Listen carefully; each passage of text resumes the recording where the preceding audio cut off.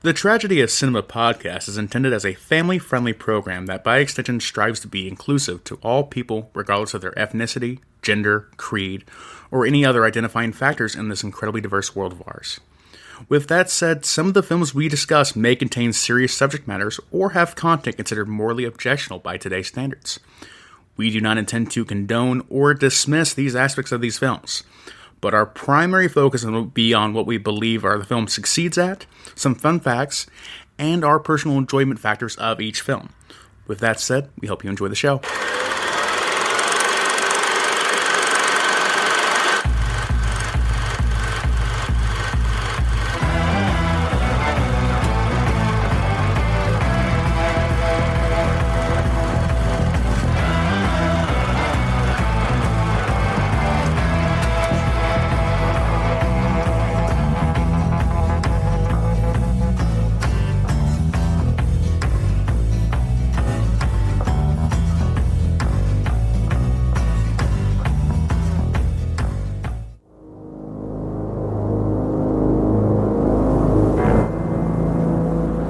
What would you do if you accidentally discovered the house next door was occupied by something not human?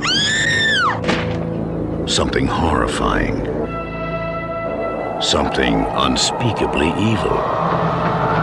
No one believes you. Mom, I didn't have a nightmare. Not your mom. They did kill a girl over there. Not your girlfriend. Charlie, is this some sort of a trick to get me back? Not even the police. Look, I know it's crazy. I know that, but look, Lieutenant! It knows that you know. You'll do anything to protect yourself, but it will do anything to protect its secret.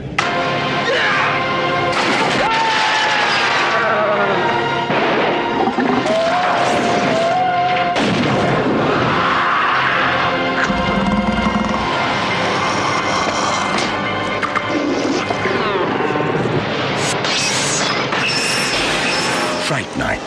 If you love being scared, this could be the night of your life. Fright Night. Coming to your neighborhood this summer.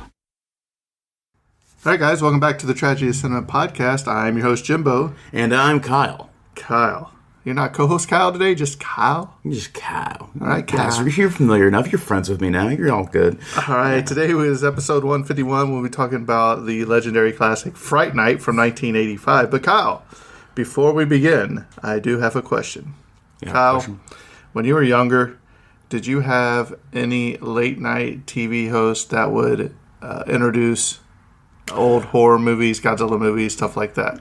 For my generation, it would have been probably Elvira, but I was probably too young to watch it when I was a kid. Well, she was Kyle, a little too promiscuous. When I was younger, we had this guy located in Indianapolis named Sammy Terry, and he would introduce on late Saturday nights, or late Friday or Saturday nights, he would introduce old Godzilla movies or horror movies and stuff like that. So if you get the chance, check out Sammy Terry on YouTube's intro. You will be shocked and amazed at how awesome he was. Yeah.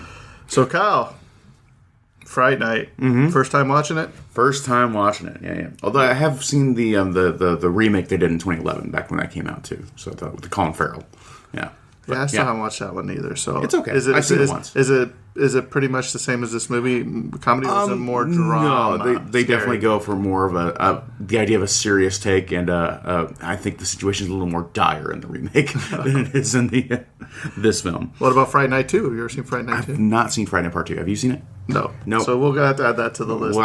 We are just on a roll with sequels lately. Exactly. So. We're making the list. We always add 5 movies to the list, and we take off 2. No, we don't. We just add to the list. That's right. We take 5. We add 5 to the list, and we take off 1 or 2 a year. It's great.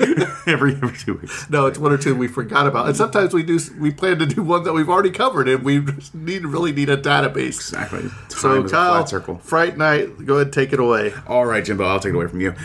We have Fright Night, released on August 2nd of 1985, directed by Tom Holland. No, not that one. This is not directed by Spider-Man. Spider-Man.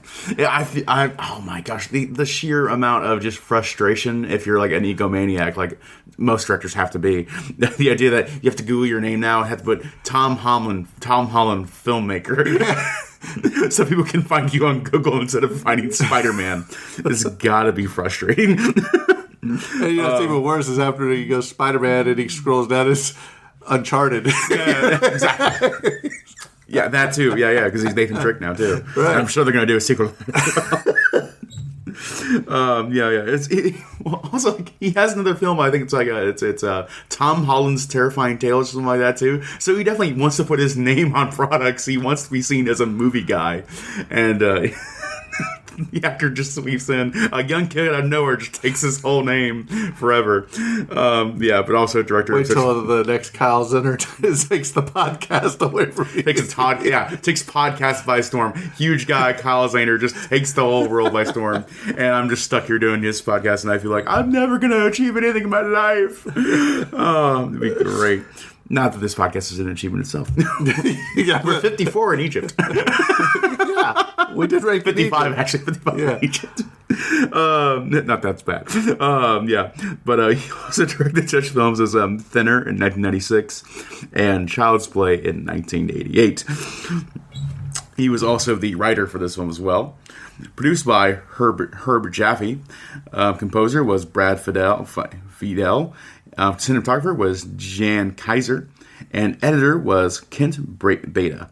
Then we have casting director Jackie Birch and production designer John DeCure Jr. Moving on here to the cast. Not cast. We're going to go. Sorry, that's a little later. Moving to the budget of the film. This budget was made for $9 million in 1985. That'd be about the equivalent of $25.5 million today. So a pretty modestly budget even for the time there. Opening weekend, it made just $6.1 million. So a little bit of a worrying opening weekend. Adjusted for inflation, though, that'd be worth about $17.3 million today. But it made a healthy profit when its gross was compared to worldwide and nationwide at $24.9 million. Adjusted for inflation, that'd be about $70 million today. So that more than made up for its budget and its marketing budget, surely. So I'm sure this movie is a modest success. Not a huge success, but modest at the very least. So good for it on that level. Quick little plot summary of the film. For the young Charlie Brewster, nothing can be better than an old horror movie late at night. Two men move in next door, and for young Charlie and his horror movie experience, there can be no doubt in his mind that they are a vampire and his day guardian. The only one who can help him hunt down is a washed-up actor, Peter Vincent, who hosts Charlie's favorite TV show, Fright Night. But Vincent himself doesn't really believe in vampires exist. Until now. Dun dun dun. So anyways, moving on to the awards here, we have a few wins and nominations. For the Academy of Science Fiction, Fantasy, and Horror Films in 1986, it was nominated for Best Actor, won Best Supporting Actor to Roddy McDowall, nominated for Best Director, Tom Holland, not Spider-Man, and won the Saturn Award for Best Horror Film. Next up for the 1986 Evriez and Fantastic Film Festival, it won the Dario Argento Award to Tom Holland. In the 1986 Fantasporto Awards, it won the Critics' Choice Awards for a special mention to Tom Holland. That covers the awards right there. Some of the technical details of the film. We have a runtime of 106 minutes. Sound mix was Dolby Stereo and Dolby Atmos. We got nice surround sound movies there. This is a color film. Aspect ratio is 2.39 by 1. Pretty wide aspect ratio, especially for, it's a cinematic ratio anyways. That's what we kind of call it. Camera used were the standard camera, were the standard Panavision camera and lenses. Laboratory that was done for processing the film was done by Metro Color in Culver City, USA. And film length was 2,918 meters long. Process. There was actually a 4K remaster for this for digital intermediate 4K for the 2022 remaster. So just last year, I didn't realize we got a remaster. We only watched I believe, the HDX on Vudu for both of us, and also, of course, the Panavision standard processing for that as well.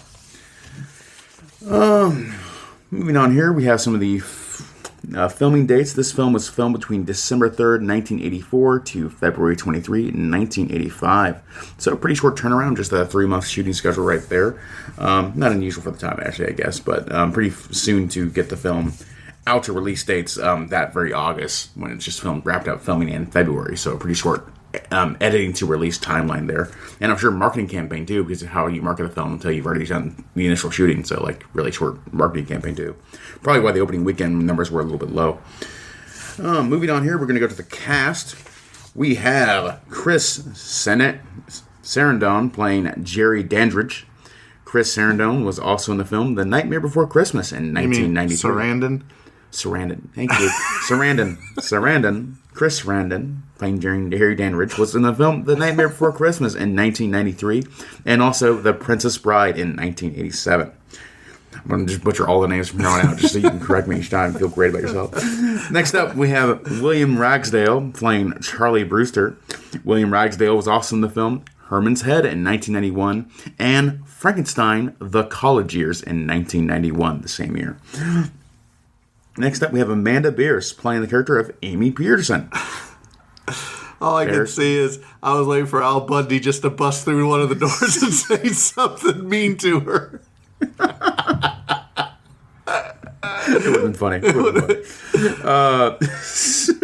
Yes. Of course, and then Jimbo's living in the back. Amanda Bierce was in the show Married with Children from 1987 to 1997. I didn't realize that show was gone for 10 years. That's incredible. Especially for a show in the 80s to 90s. That's a great run. Next, of course, and she was also in the film Sky Sharks in 2020, which I've only seen a trailer for, and it looks like it deserves the name. Sharks in the Sky. Never be named. Next up, we have the legendary actor Roddy McDowall playing Peter Vincent. Roddy McDowall, of course, also probably best well known for his role as Cornelius in the Planet of the Apes films, which we've been covering the past few months now.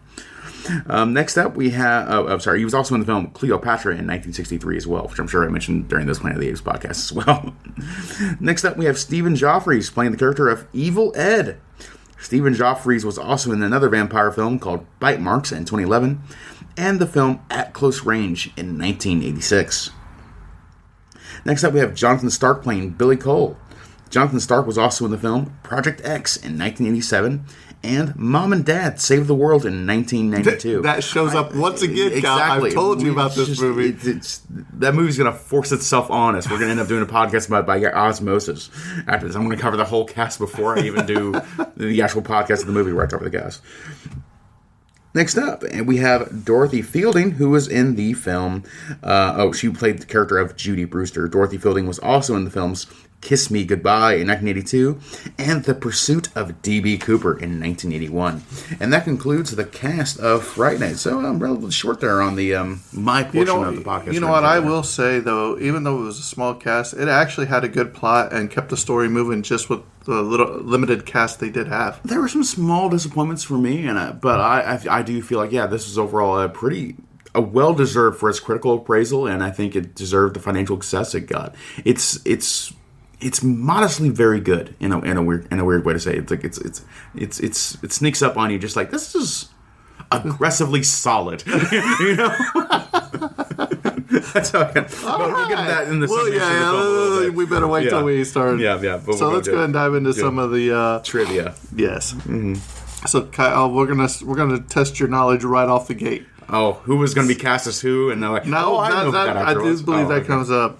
Sure. But the character Peter Vincent, he's named after two very famous actors from horror movies. Do you know who? Oh, both Dracula and Van Helsing actors. I forget their names though off the top of my head because it's early. Well, it's in the name, Peter Vincent. Yeah.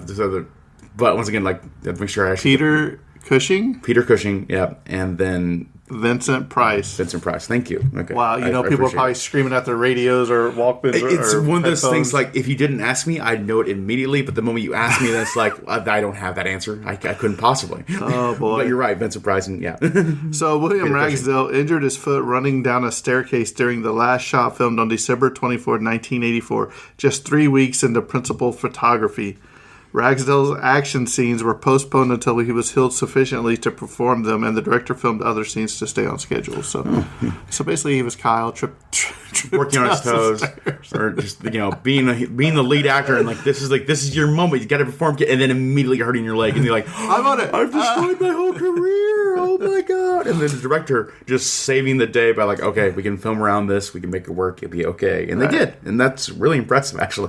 From a production standpoint, it's got to be a pain in the butt. Our actor got injured. Now we got to film half the scenes we were going to film next month. This month, oh my god, what a nightmare! Yeah, hopefully they had the sets ready to go. Yeah. A puppet that was created for the Ghost Librarian's monstrous visage in Ghostbusters was rejected as being too terrifying for a PG movie.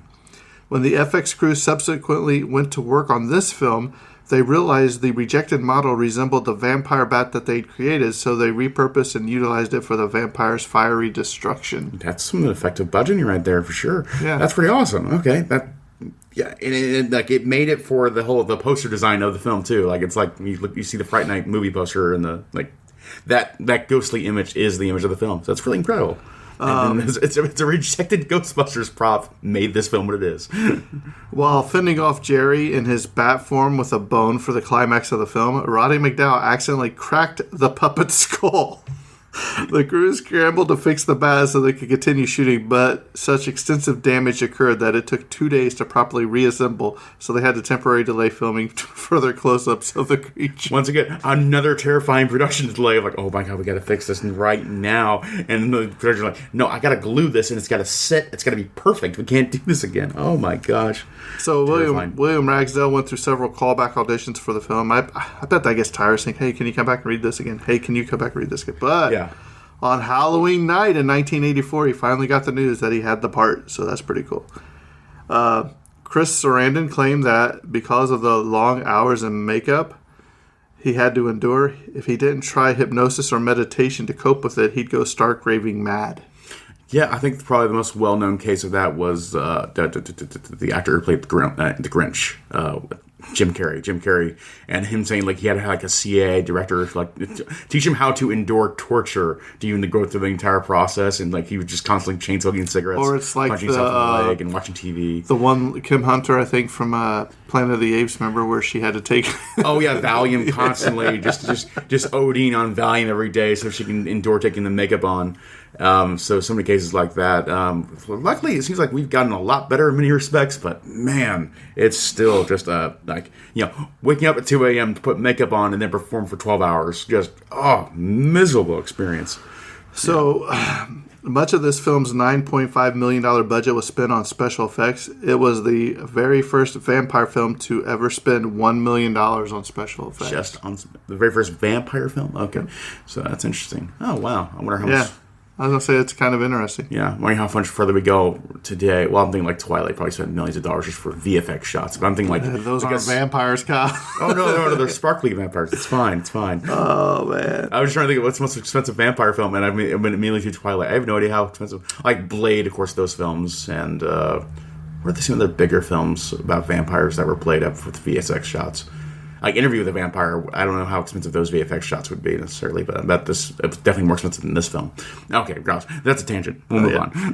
The director's trademark for Tom Holland, supernatural disbelief. Characters see something supernatural but can't get anyone else to believe them. So, as in Child's Play and Cloak and Dagger. Tom Holland's directorial debut, as well as Jonathan Stark's feature debut.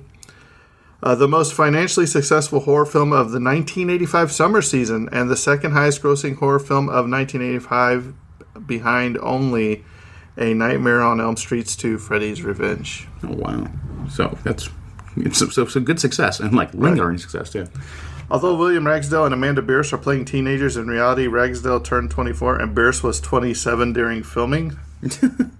When Peter Vincent, Roddy McDowall, based his character's movie persona on some bad actors from the films he used to watch as a child to depict how his character reacted to the situation he was thrust into, McDowall found inspiration in The Lion from The Wizard of Oz. We're not in Kansas anymore? That kind of moment of disbelief. When Judy Brewster invites Dandridge over for a drink, he's drinking a Bloody Mary. Oh, because only vampires drink Bloody Mary. It's blood. And he got invited in, remember? Oh, yeah, right, you're right. The character of Peter Vincent claims he has been fired from hosting Fright Night because all they want are demented madmen running around in ski masks hacking up young virgins. An obvious reference to the Friday the 13th franchise. The bouncer, Nick Savage, at the club, who first confronts Jerry, plays one of the 3 motorcycle gang members killed by Jason Voorhees in Friday the 13th Part 3. Yeah, this is probably actually... I grant the 80s had a little bit of it, but this is the first film by having its whole like thing being named after a fictional TV show in the movie. That can also be like meta about its own genre piece, and like making fun of that too. One of the first films to really do that in hindsight. I'm just realizing it right now. That's really cool.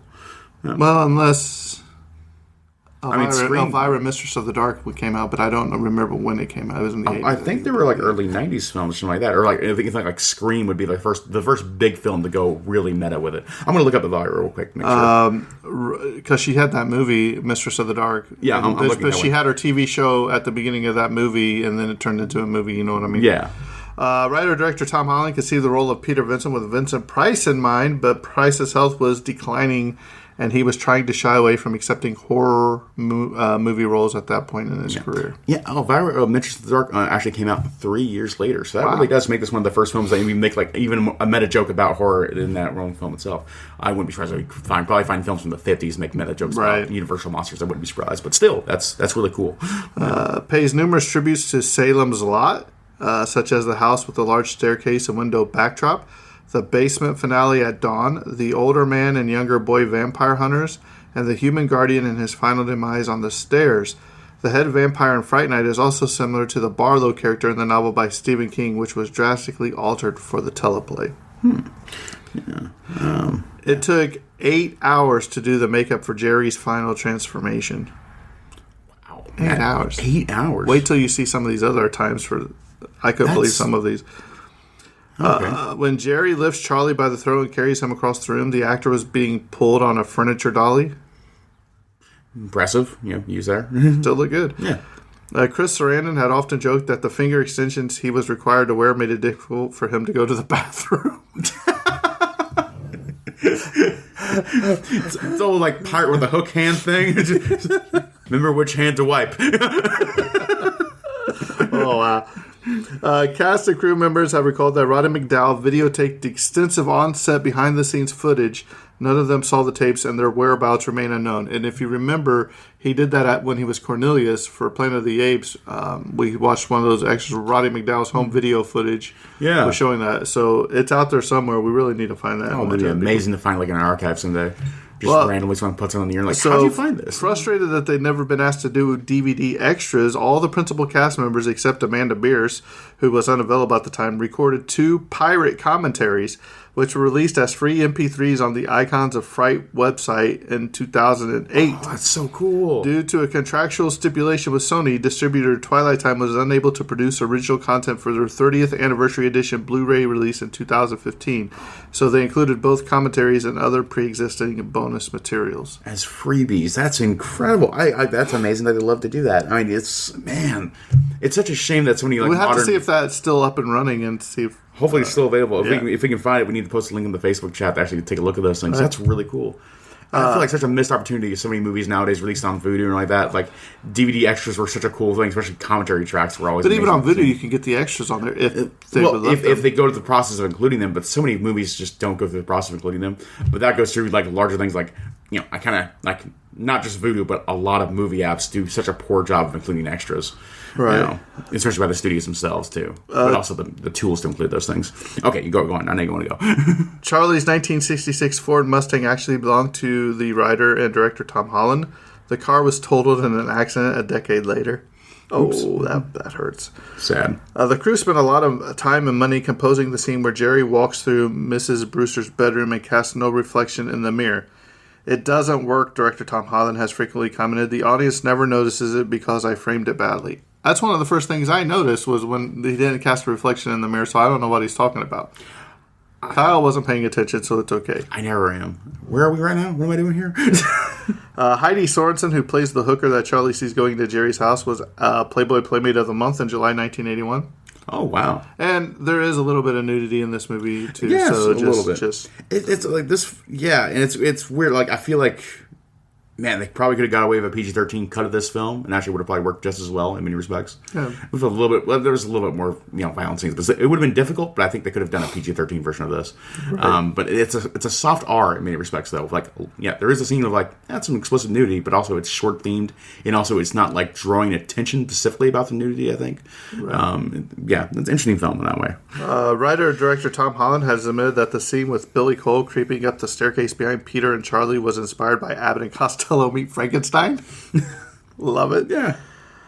Director Tom Holland sought out Brad Fiedel to score the movie because he had been impressed by the music in The Terminator. I think I was impressed by the soundtrack of this film too. Yeah, it's pretty good. It's so good that you don't notice it. that's how I kind of like frame it.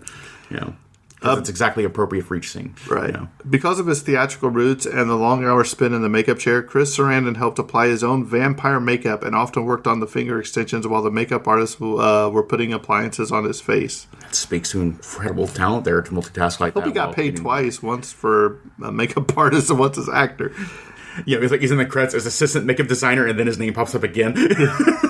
During the scene where Amy and Evil Ed arrive at Charlie's house and find his room adorned with crosses and candles, Stephen Jeffries was suffering from a bad case of food poisoning. So poor Ed was... Oh, it's part of the reason he looks like so down on himself and dead. Yeah, dead on the inside. Like clearly something's going wrong. Food poisoning in real life helps out and make that scene sell. And this is really cool too. One of the life masks of Roddy McDowall taken from the Planet of the Apes franchise is visible in Peter Vincent's apartment. Awesome. Yes, That's very a great. cool. Like have that prop on hand. Like, hey, I can put this in the scene. Hell yeah, you should. While blocking a scare scene, director Tom Holland asked visual effects man Randall William Cook if he could devise a shark mouth for one of the vampires. There was neither time nor money left in the budget to create an elaborate prosthetic, but Cook agreed to concoct a rig over a weekend with a proviso that it would only be seen on screen for a few seconds. Ultimately, the crudely made mouthpiece was not only featured extensively in the film, it was also utilized in the movie's famous poster art. Oh, so that's the thing. Okay, so Now, I always hear the ghost effect. Is that Amanda Bierce's ghost? That's what Because I with her thought big, it was. big face, you know what I mean? Yeah. So earlier you were wrong when you said that it was the ghost effect from the Ghostbusters. vampire, right. That's what I assumed it was there from the poster because that has such a like it's literally her face in the clouds basically like that. So I assumed it's supposed to be like Ghost, but that appears to be like maybe a combination of it to an extent. But I still the mouthpiece is really really cool. I think it's a very distinct look. Yeah. Yeah. Okay. Interesting. Amanda Bierce was required to move her top for a scene in the film in which her back and shoulders are viewed, but she was uncomfortable being topless in front of the crew, so she covered her breast with duct tape. And this would have been perfect for Al Bundy just to stick his head in on the side and make some rude comment like he always did. You know? There's nothing wrong with Al Bundy making rude comment scenes. Like, he's always appropriate. Writer-director Tom Holland encouraged each one of their actors to pen 1 to 2 page biographies so they would fully understand their characters and motivations and be able to draw upon that information for subtext. I want to read Evil Ed's biography in that case. Or the vampires. Like, okay, how old do you want to make your character? Is he 1,000 years old? Is he 200 years old? How old is your character? It's always a mystery of vampires. In 1988, the film was adapted as a PC game for Commodore Amiga computers. Players portrayed Jerry Dandridge, who had a 12-hour of darkness to visit every room of his sprawling mansion and kill intruders. All of the principal characters from the film were included, even bit part Hooker and Cheryl Lane, with the glaring exceptions of Detective Lennox and Jerry Cinchman Billy Cole. It's always like, man, it's always like it's almost like an improvisational like interpretation of each film whenever they had like those initial crossover promotions of like, we made a game like the E.T. game. It was like, this has nothing to do with the movie. You're just going down finding blocks and apparently it's the part of your spaceship. The most ridiculous thing ever. I bet this Amiga game is the exact same. I still have the E.T. video game from the Atari. It's sad. You didn't get mine into the landfill, baby. Okay. 30th anniversary limited Blu-ray edition packed with extras was released in 2015. The 5,000 disc sold out in less than 48 hours. 48 hours. Wow. So this film has a strong fan in its own I right. bet our buddy Carl Todd from the Evil Never Dies podcast, I bet he has a copy. I guess 4 copies of it. Probably. The phrase "children of the night," as mentioned at the beginning of this film, refers to wolves howling as the moon, as mentioned in Dracula, as well as Bram Stoker's original 1897 novel of the same name. The full quote is, "Listen to them, the children of the night, what music they make." So question, seeing we both have never seen the part 2, do you think this is a world where everything else exists too? Werewolves, the Frankenstein, sea monsters, all those things would exist too if they did? Having not seen part 2, do you think I have not. That's something you... No. Do you think that's something that exists in this world? In this world? Probably. Yeah, in the world Do of you Fright see Night. it? Probably not. I don't think you see it, but I bet totally if they're like, Well, if it's not in part 2, I bet in a Fright Night part 3 or part 4 or whatever, like, werewolves and all the other Universal monsters have some knockoff in this movie specifically that exists. Never. I'll just keep it. Yeah. Okay, we can give it. Kyle, your brain just goes down a different path sometimes. You gotta have random stuff for the content, Jimbo. Gotta have the chaos of Kyle. Kyle Chaos. Trademark. Captain Chaos. Captain Chaos. An excerpt of Brad Feidel's original score for this movie was utilized in the American trailers and TV spots for The Monster Squad, which featured John Grease, who subsequently starred in Fright Night Part 2. Oh, wow. All right, small world. Because we did Monster Squad, didn't we? I think we did. Yes, we did. Like, just this year, in fact. Okay, cool. Making sure there's a lot. I don't think it was this year. It was last year. When Charlie Brewster first meets Peter Vincent outside the TV studio, that was the filming location for the start of the 1956 film Invasion of the Body Snatchers. Wow, I just bought that film a couple weeks ago. Actually, I've not watched it yet, but that sounds awesome. Imagine that. Yeah. Me buying a movie and not watching it? Yeah. I would never know. The song Jerry is whistling as he sneaks into Charlie's bedroom is Strangers in the Night by Frank Sinatra. Jerry wears a large trench coat serving as a modern update of the vampire cape. Ah, the whole thing. That's what. Yeah, a Van Helsing would wear a trench coat today, for sure. This was filmed at the same Hollywood backlot of the 1989 Tom Hanks movie, The Burbs. The Burbs, which we also covered, I think, actually, just last year. Yeah. Oh my gosh, I was. I had my nephews over for the weekend, and so I had to bring my Xbox downstairs to the living room for them to play because otherwise they would annoy me all the time. But anyways, I just happened to plug that in, and I was like, there's no way I have a disc in it, so I just pressed the eject button, and sure enough, there came out The Burbs, which I bought specifically to record that podcast. Shows how often I watch physical media nowadays. But that was when I ejected The Burbs. So whenever that podcast last released, that's how long it's been. I was surprised it was a Weekend at Bernie's too. Weekend at Bernie's too. No, I was able to get that on digital with Amazon. So I didn't have to buy a physical release of that. Yeah. Kyle, how many times do you think Charlie is said in this movie? Charlie is said. I'm going to guess between 25 and 35 times. No, higher. 62 times during this movie, Charlie is said. I was halfway off. 62. Charlie! Despite being a horror movie about vampires, the scene where Jerry bites Amy is the only scene where there is flowing blood. Other scenes with violence only have post-let blood or blood clotted. Or clotted blood. And that's kind of the point again where I'm like, I could imagine that there being a PG-13 version of this film that would have been interesting to watch. You know. Chris Sarandon makes a cameo appearance in 2011 remake of Fright Night. His character's name was JD, an apparent homage to Jerry Dandridge, the original vampire. The original vampire. Here you go, Kyle. This is for you. Okay. In the Castlevania video game franchise, the character of Charlie Vincent's name, a vampire hunter, was an homage to Fright Night characters Charlie Brewster and Peter Vincent, in addition to his looks and personality being based on Dracula's Abraham Van Helsing. Oh, wow. There's so many Castlevania games actually that I don't know which game they're really referring to. Like, was the original Castlevania on the NES or I have no idea. So it's still really cool. Yeah. Fright Night can be viewed as a modern retelling of Bram Stoker's Dracula. Charlie is the stand-in for Jonathan Harker, Amy as Mina, Ed as Lucy, Billy as Renfield, Peter Vincent as Van Helsing, and JD as Dracula. A main plot point is Charlie seeing an old painting in JD's house that looks like Amy, and then when JD sees Amy, he is reminded of a long-lost love, which is also how the Count sees Mina. Yeah. So that's very cool. Yeah, you're right. There are many similarities to the 1954 classic thriller Rear Window. Charlie Brewster spies on his neighbors, Jerry Dandridge, with binoculars and suspects him of murder. Charlie tries to tell people about his suspicions, but can't get anyone to listen to him. That is a fantastic movie if you've never seen it. Yeah. Have you seen it, Kyle? Yes, I have seen Rear Window. I think we should do it on the podcast, actually. I think we've covered Rear Window. I think Terrence joined us for that one. I believe we were on that. Yeah, we did that movie before. But I remember specifically Rear Window. I actually watched the film with Shia LaBeouf, Disturbia, which was the same thing. No, it was so similar. It was sued by the rights holders for Rear Window, and they won. Really? Yes. Wow.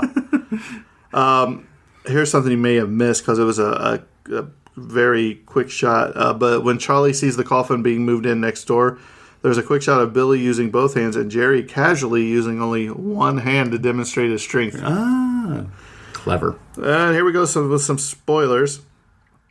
In its attempt to produce an authentic reaction of fright when Charlie sees Amy as a vampire for the first time, William Ragsdale did not see the stunt actress in makeup prior to shooting the scene.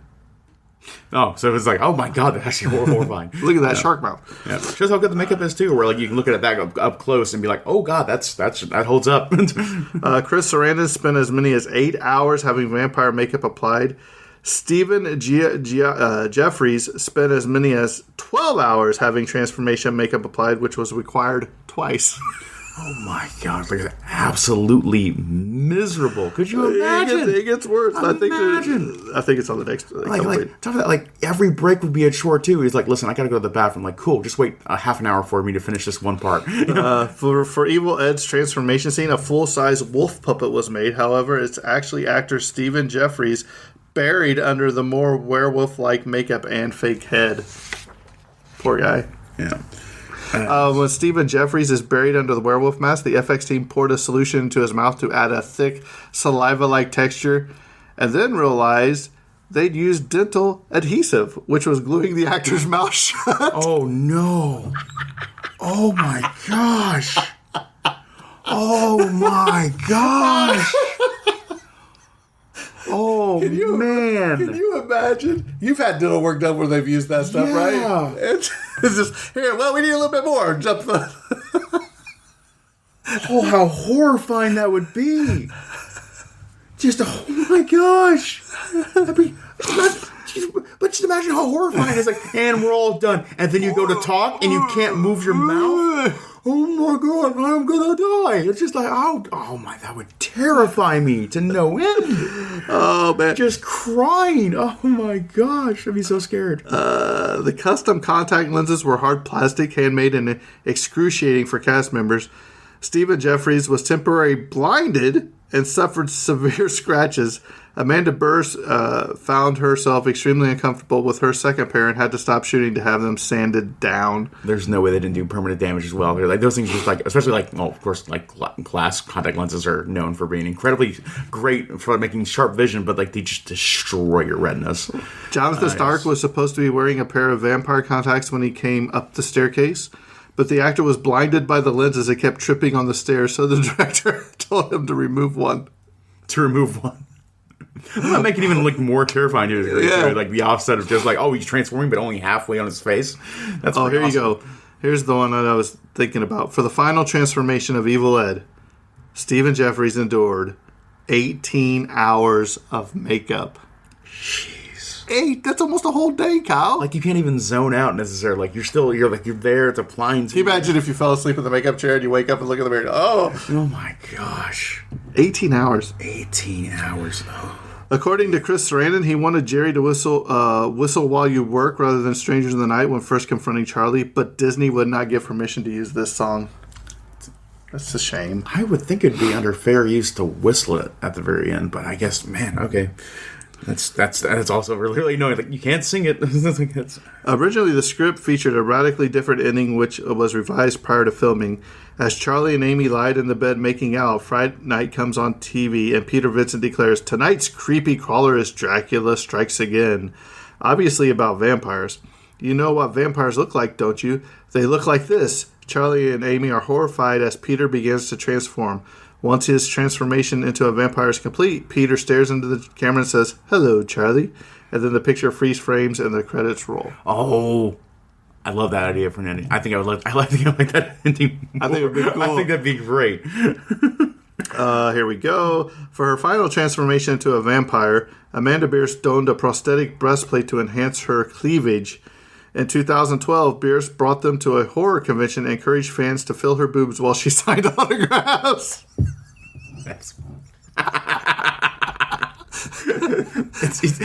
I'm just happy she kept it, let alone brought it to a field day. Hey, everyone, feel my breasts. That's fantastic. Yeah.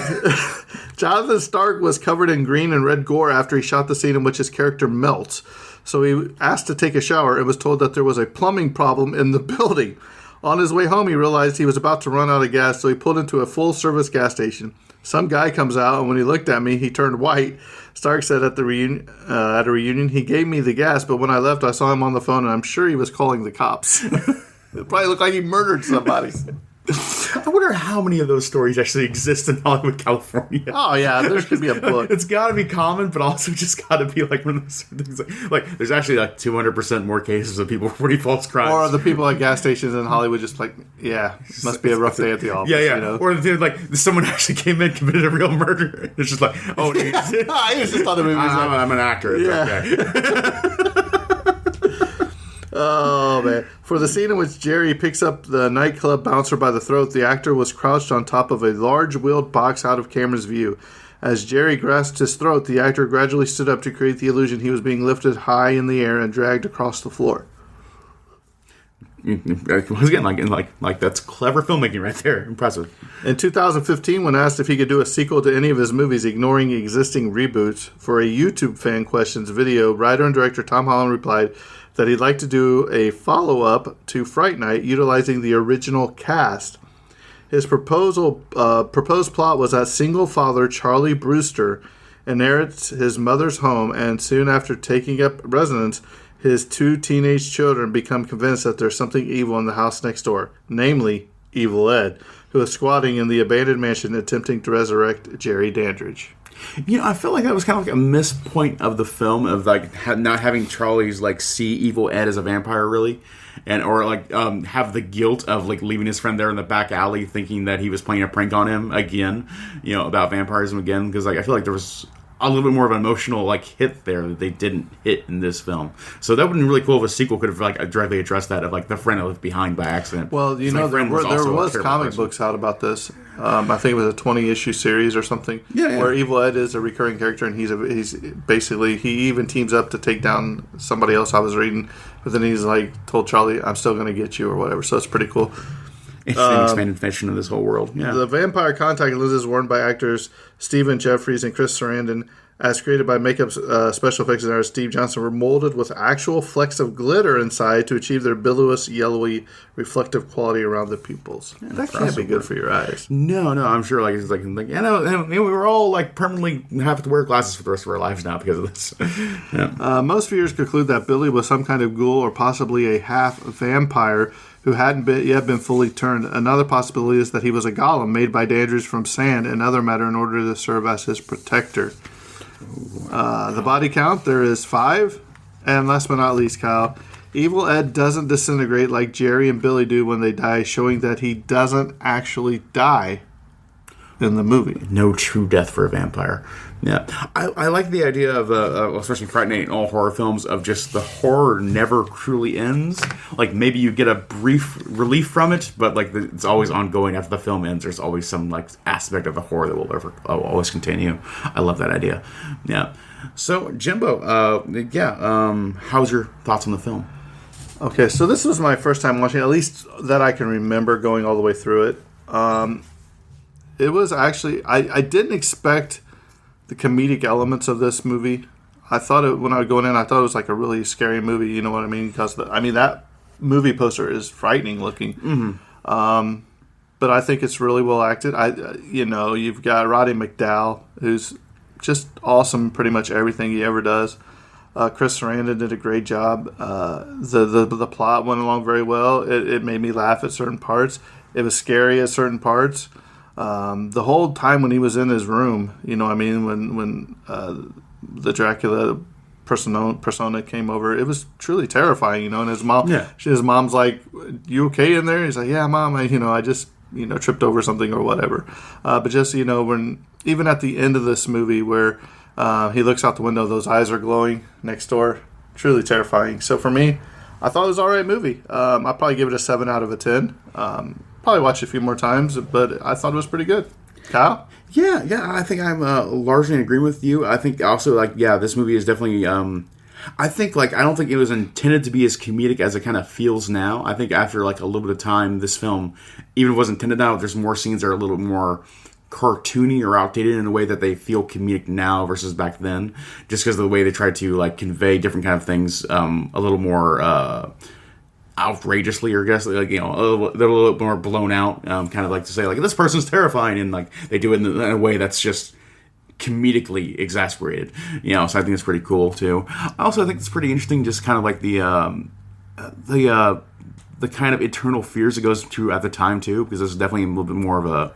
I think this film is kind of subtly about sex, even though it's not really about it. Right. Having two men move next door and kind of implying that like possibly they're gay or they're sexually promiscuous kind of idea too. Even inviting a hooker over to like kill them, and then like later turning his girlfriend over to it, and then they go back to a kind of a more conservative outlook at the end of the film.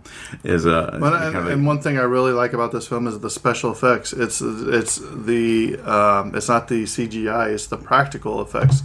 Well done, top notch. Yeah, and also just going out there with the windows and all kind of stuff too, turning into the bad, it's like that too. It really kind of goes out there in a fantastical way of imagery that I really appreciate a lot. So much of films today have this like natural lighting all the way through, or they have VFX shots that look completely out of this world and fake in a way that's not really pleasing visually or interesting visually anyways.